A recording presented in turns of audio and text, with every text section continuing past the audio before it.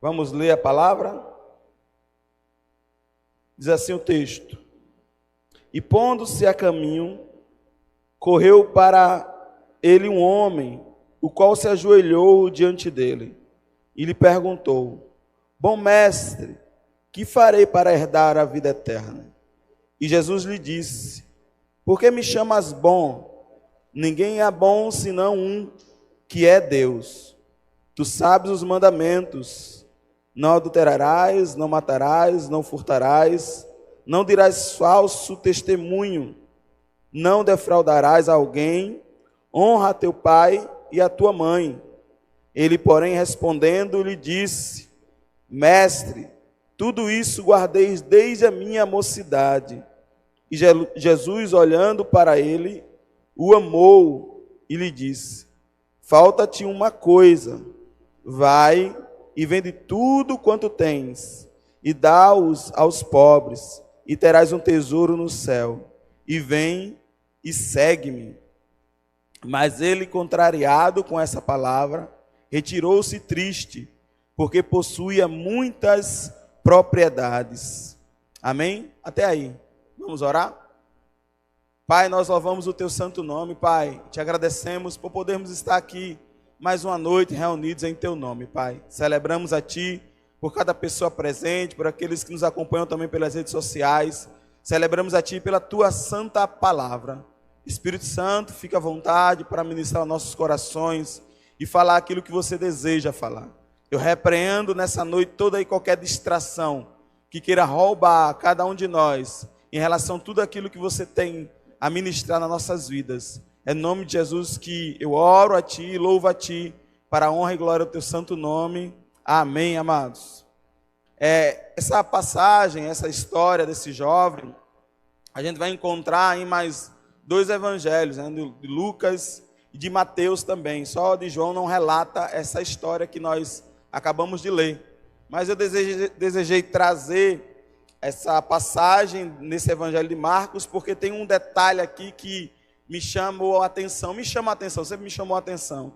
É quando, aqui no versículo número 21, né, diz: E Jesus, olhando para ele, o amou. Eu acho maravilhoso essa expressão. Jesus olhou para aquele jovem e o amou, antes de falar o que ele falou para aquele jovem. Mas antes de a gente entrar nesse ponto, eu quero desde o princípio já trazer a nossa observação algo que Jesus já começa a tratar com aquele jovem, porque Jesus já começa a tratar com ele, um jovem que, como a palavra fala, um jovem rico. Alguns historiadores falam que acredita que ele era um príncipe, né? Tinha muitos recursos.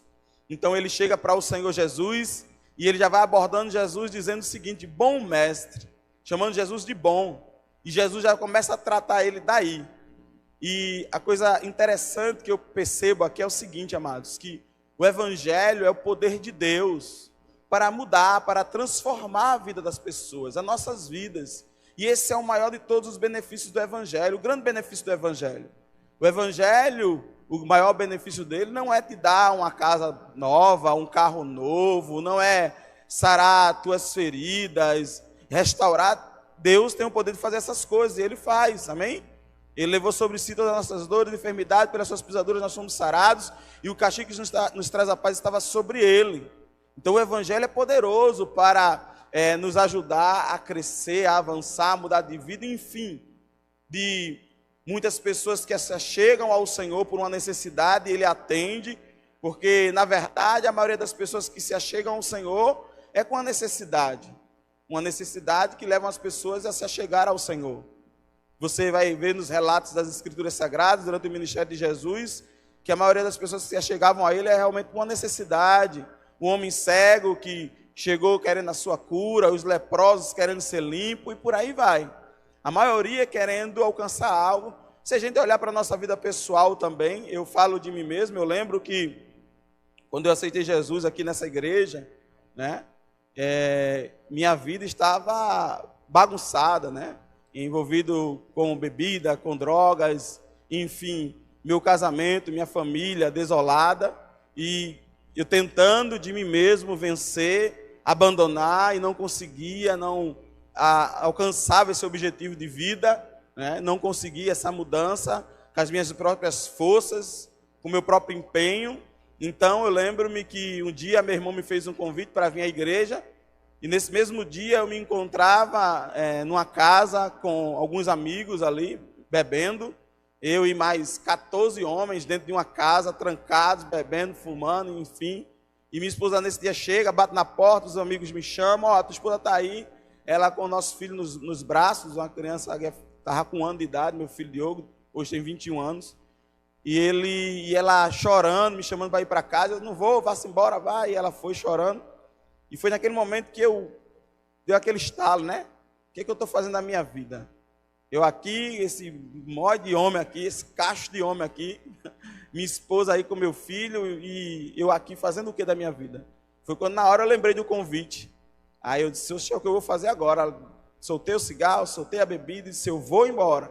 Os meninos ficaram, tu vai para onde? Eu digo, eu vou embora. O que aconteceu? Eu digo, nada, eu vou embora. Fui, cheguei em casa, correndo, disse a ela, ó, vamos para a igreja agora. E a gente veio para a igreja, porque eu vi a possibilidade de uma transformação na minha vida, de uma mudança, de alcançar a restauração do meu casamento, da minha própria existência, e a gente veio, e naquele dia eu sentado desse lado de cá, eu lembro como fosse hoje, do lado de cá, aqui na cadeira, aqui os ministros, né, pregando a palavra, e quando eu ali ouvi a ministração, eu aceitei Jesus e me converti, glória a Deus por isso. Então assim, eu estou contando esse testemunho, breve testemunho rápido para a gente aqui, para a gente entender que eu vim para uma necessidade, eu queria uma mudança, uma restauração na minha vida, no meu casamento, que eu estava vendo que estava afundando, naufragando, entende? Então uma necessidade me levou ao Senhor, uma necessidade nos leva ao Senhor. Então quase que 99% das pessoas se achegam por uma necessidade, mas nós não podemos permanecer por conta de necessidades, até porque se for a necessidade que nos prende ao Senhor, quando aquela necessidade for suprida, a gente vai embora, não é? E acontece com muitas pessoas quebram, e existe esse discurso, ó, venham para cá, porque o fulano de tal quebrou, mas quando chegou aqui, reergueu-se e tal, e outro também, tem uma dívida assim, e outro assim, e esse discurso, usando isso como um marketing, para atrair, e muitas pessoas são atraídas por isso, né? E realmente é a dor de muitos, a angústia do coração de muitos, mas a gente não pode achar que o evangelho é algo tão raso assim, porque eu vou dizer para vocês, mudanças como essa, muitas pessoas podem alcançar também, sem vir a Jesus, ou não? Alcançam, vai numa casa de recuperação, numa clínica, se alguém com algum problema de drogas, alguém que tem algum problema financeiro, de alguma forma consegue um equilíbrio, né, nas suas finanças, na sua administração financeira, e consegue se erguer, enfim. O que eu quero dizer é que a gente não pode estar conectado ao Senhor por essa linha tão tênue, tão fina, essa questão de uma necessidade. Não, porque o poder do Evangelho, o grande poder do Evangelho não está em resolver os nossos problemas não pessoais, não, irmãos, não, mas numa verdadeira transformação das nossas vidas, uma mudança aqui dentro de cada um de nós, nos tornar uma nova criatura, nos fazer nascer de novo. O Evangelho tem esse poder que nada nem ninguém nesse mundo tem.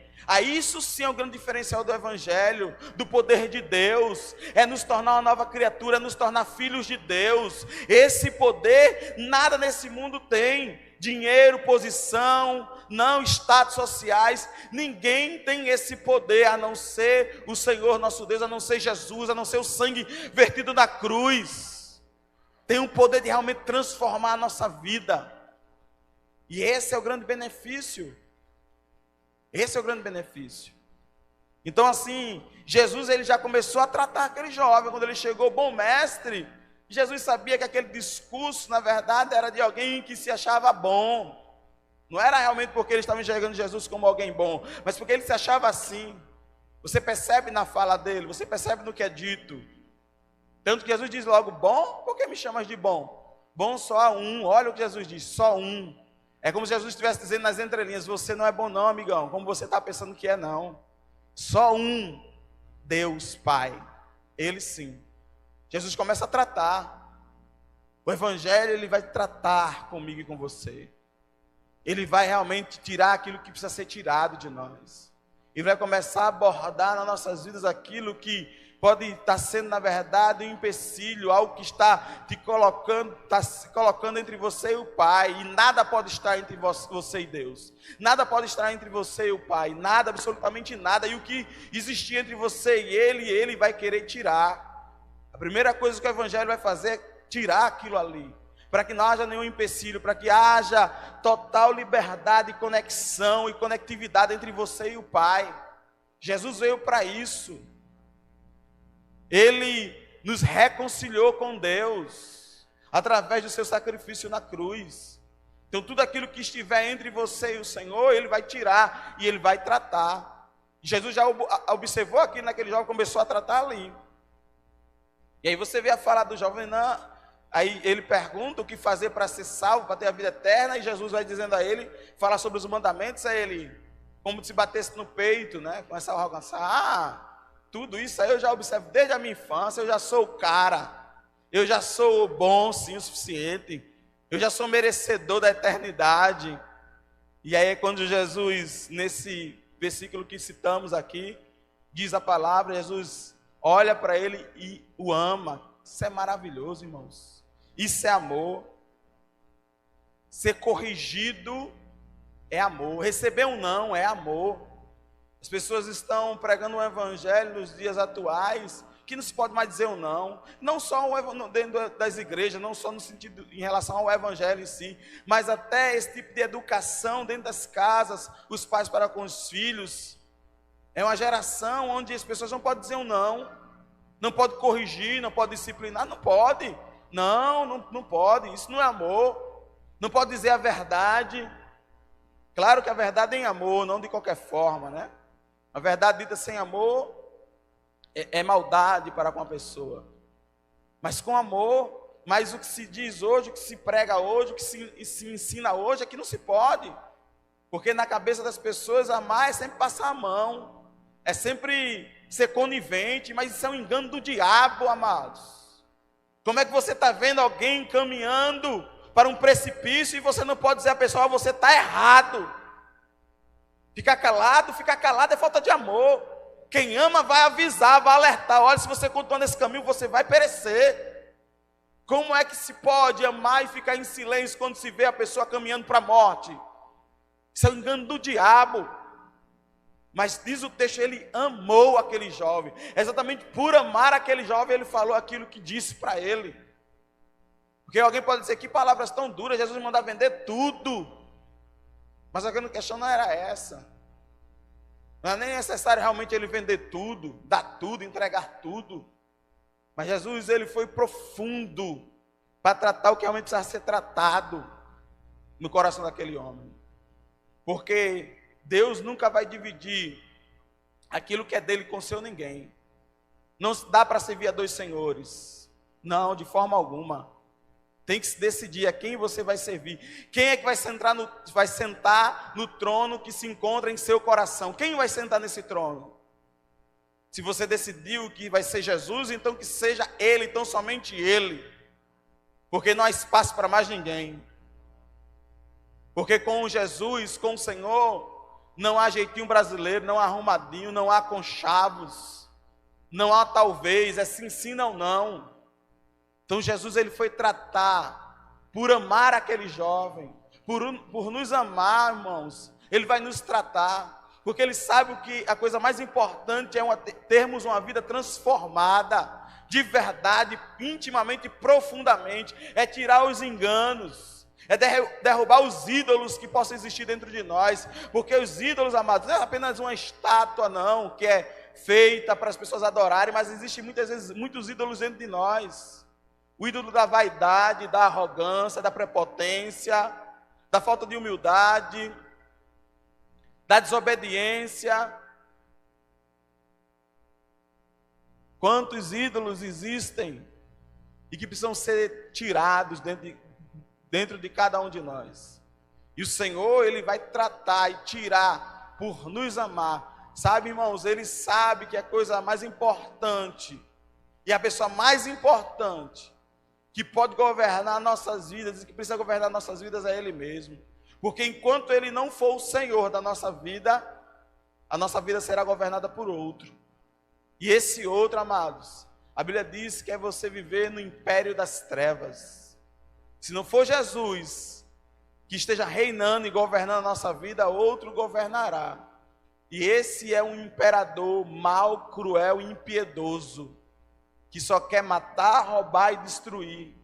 Então Jesus, por nos amar, Ele quer nos tratar, para que tão somente Ele possa reinar, porque estando nele estaremos no reino do Filho do seu amor, como diz a palavra. Porque desse cativeiro que Ele quer nos tirar, do império das trevas, para esse reinado de amor, de graça, de misericórdia e de bondade, para que eu e você possamos desfrutar daquilo que é bom, perfeito e agradável para cada um de nós. Porque diz a palavra que a vontade do Pai para nós é exatamente dessa forma, é boa, é perfeita e é agradável para mim e para você.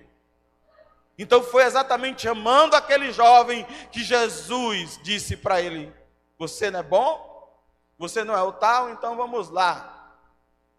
E por isso que Jesus foi tão profundo, a exigência foi tão grande, porque ele se achava o tal. Se ele chegasse com humildade, não, eu tenho pouca força, eu tenho pouca fé, eu tenho minhas limitações, a exigência não seria tão alta. Mas como ele se colocou num patamar tão elevado, de tanta bondade, Jesus então disse, então, para um homem tão bom, num patamar tão elevado, então é uma cobrança maior. Quem é muito é dado, muito é cobrado. Então Jesus disse: você é tão bom como está dizendo que é, você é tão bom como você está querendo demonstrar para mim, então vamos lá. Então a cobrança para você não será qualquer cobrança, mas será uma muito elevada, para que você prove que realmente é tão bom como você está achando que é. Vende tudo o que você tem.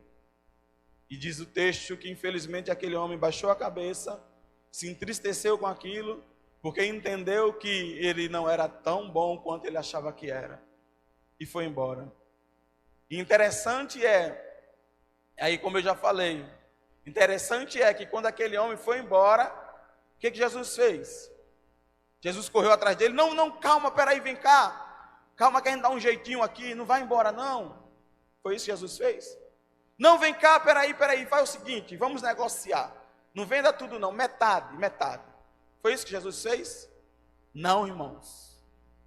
Jesus não fez isso. Infelizmente, Jesus teve que se posicionar como se posicionou.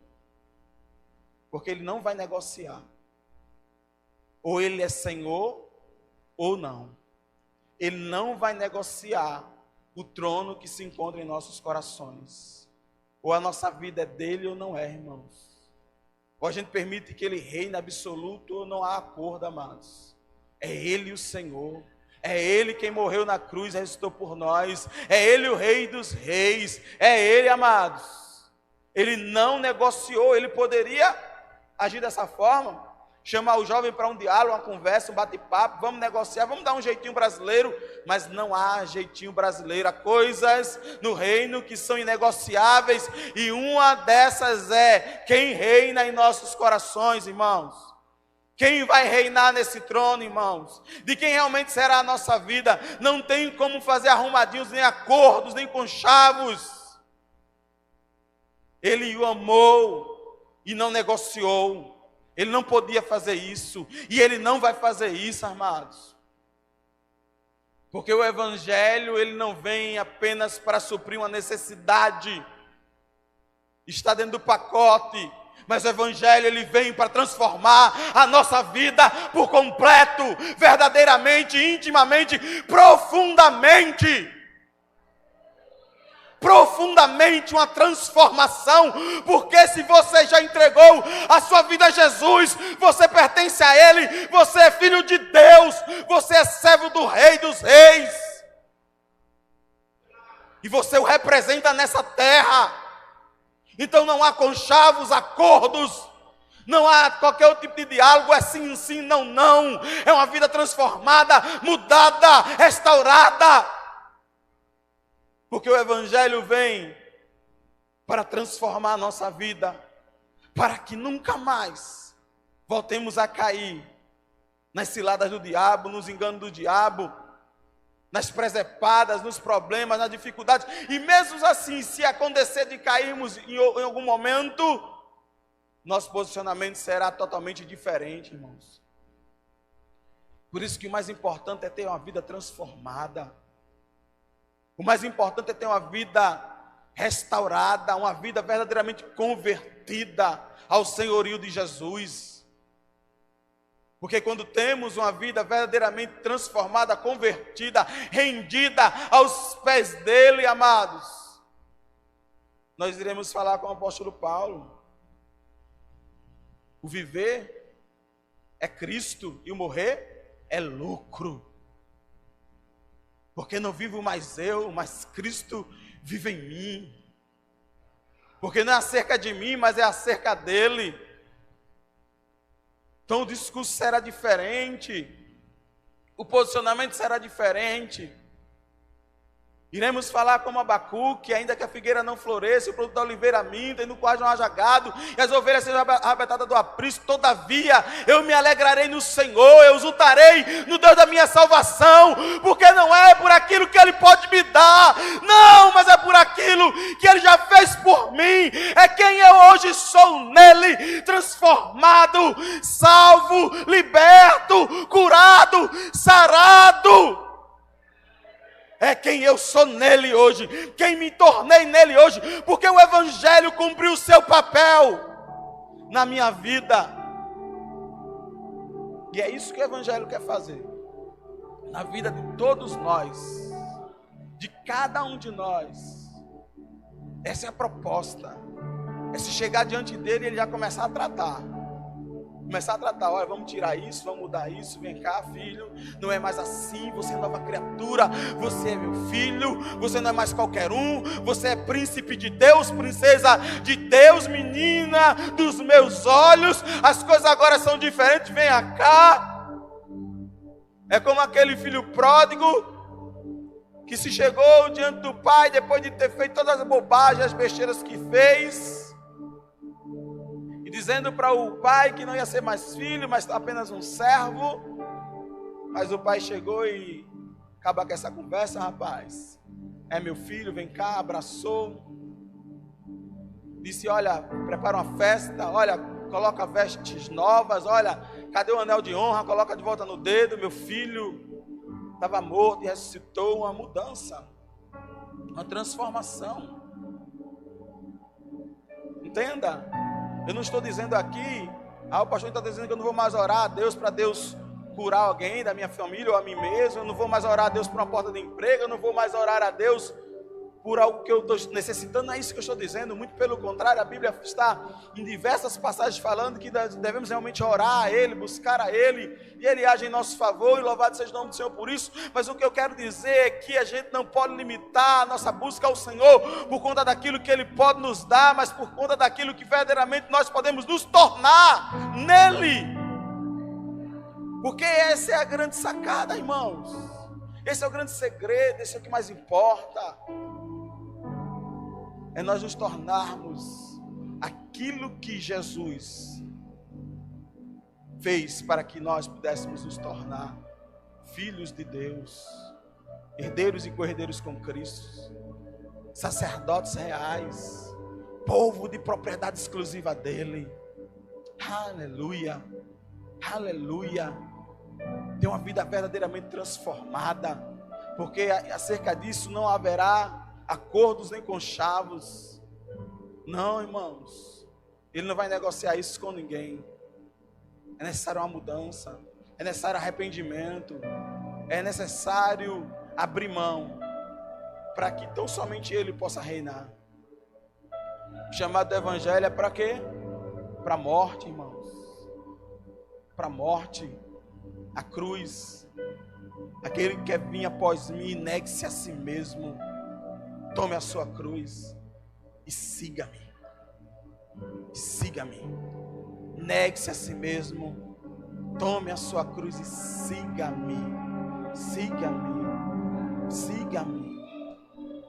O apóstolo Paulo diz que há uma graça A gente fala sobre a graça para receber uma bênção, a graça para receber a salvação, a graça para receber a cura, a graça para tantas coisas, renovar a minha força. Mas ele também fala que existe uma graça para sofrer por amor ao Evangelho.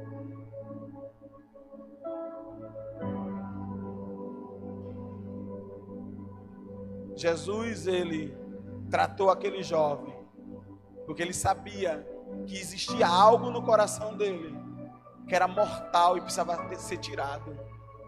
Ele o amou, irmãos. Ele o amou. É por nos amar que ele nos trata. É por nos amar que ele quer tirar coisas que ele sabe que vai fazer um mal para mim e para você. É por nos amar, amados. Não é por outro motivo não, é por nos amar. É o amor do Pai, irmãos. É o cuidado dele. Ele nos ama. E diz que o filho que o Pai ama, o Pai corrige. Ele poda aquele que está dando fruto. Para quê? Para que dê mais fruto ainda.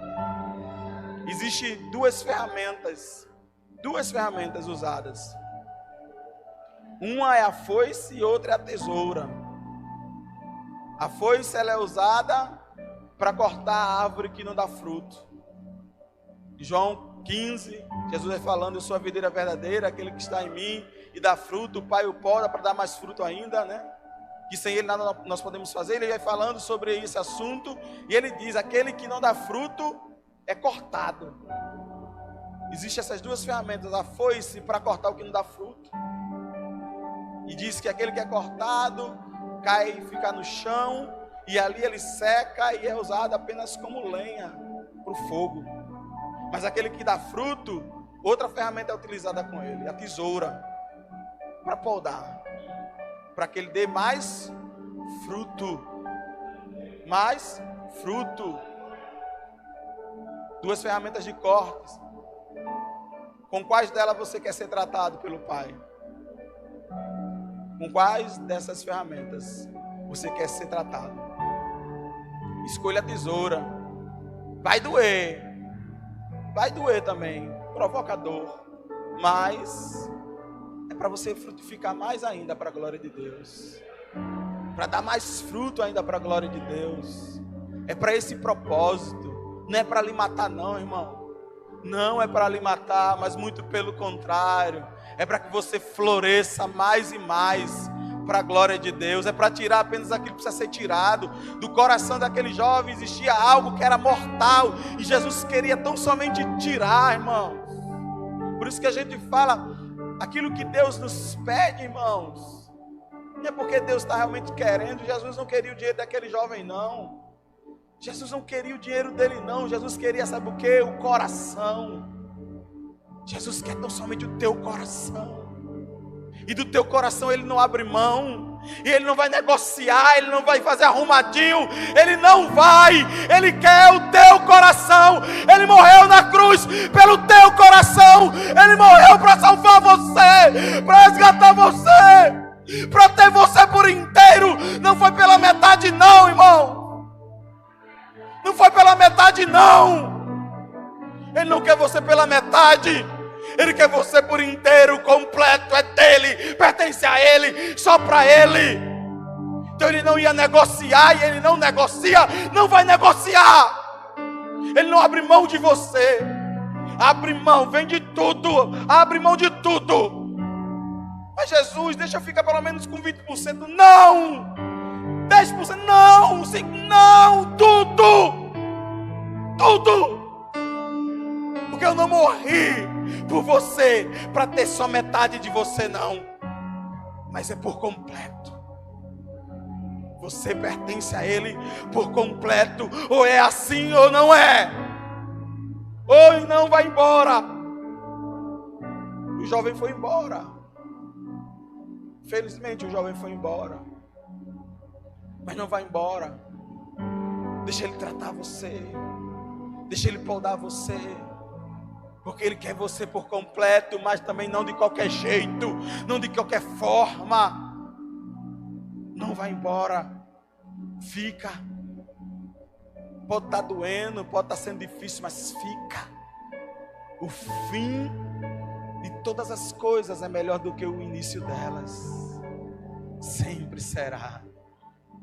Sempre será. O início de José, da história de José, não foi boa. Não foi. Mas o final foi glorioso.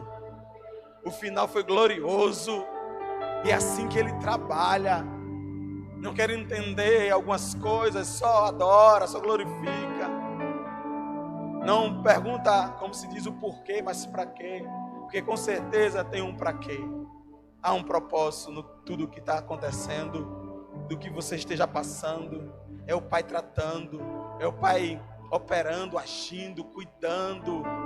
É o Pai podando, para que o fim possa ser glorioso. Fica até o fim. Não saia no meio. Fica até o fim. A palavra fala em Hebreus capítulo 10. Deixa eu ver o versículo aqui.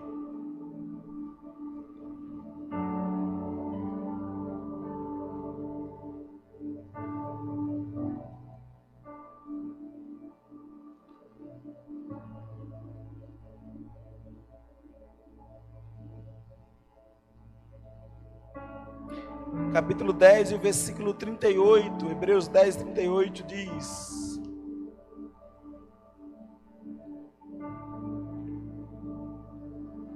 deixa eu ler a partir do versículo 36, a partir do versículo 36, diz assim o texto: porque necessitais de paciência, para que depois de haver desfeito a vontade de Deus, possais alcançar a promessa. Tenha paciência. A promessa está pertinho de você. No 37 diz: porque ainda um pouquinho de tempo, bem pouquinho, faltou pouco, amados. E o que há de vir, virá e não tardará. Aleluia. E no 38 ele diz: mas o justo viverá da fé. E se ele recuar, a minha alma não tem prazer nele. Nós, porém, não somos daqueles que se retiram para a perdição, mas daqueles que creem para a conservação da alma.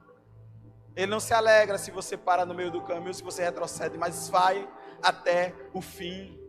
Fica até o fim, amados, porque falta bem pouquinho. Aquilo que está por vir, virá e não tardará. Aleluia, aleluia, aleluia, aleluia, aleluia. Deixa ele tratar o que precisa ser tratado. Tenha paciência. Quem está tratando com você não é qualquer um não, irmãos, mas alguém que ama você. Amém? Ele não está te machucando, te ferindo não, mas é para o teu bem, é para o nosso bem. Jesus queria tratar aquele jovem para o bem dele. Jesus não queria o dinheiro dele, queria o coração. Jesus quer tão somente governar o nosso coração por inteiro, para que possamos desfrutar da boa, perfeita e agradável vontade dele. Amém? Louvado é o nome do Senhor. Amados, vamos estar encerrando esse momento da ministração.